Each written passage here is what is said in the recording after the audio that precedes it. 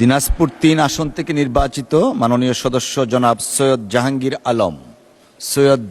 আলম।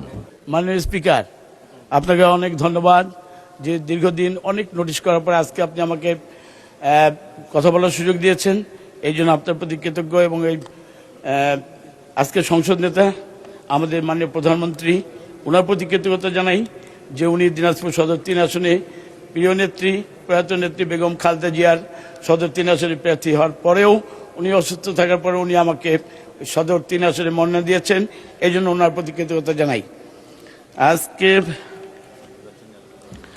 এবং আপনার মাধ্যমে দিনাজপুরের সকল ভোটার প্রতি আমি কৃতজ্ঞতা জানাই, ধন্যবাদ জানাই। মাননীয় স্পিকার, আপনি জানেন যে দিনাজপুর একটি কৃষিভিত্তিক অঞ্চল, যেই অঞ্চলে আমাদের মাননীয় প্রধানমন্ত্রী নির্বাচনের পূর্বে উনি বিরামপুরে গিয়েছিলেন।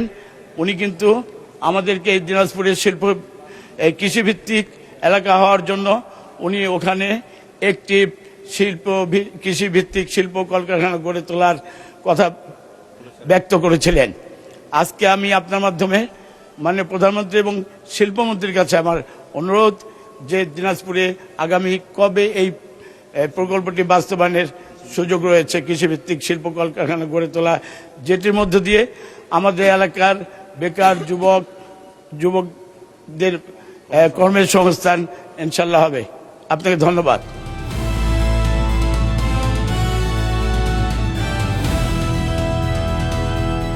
দিনাজপুর টিভি, মানুষের জীবনের কথা বলে।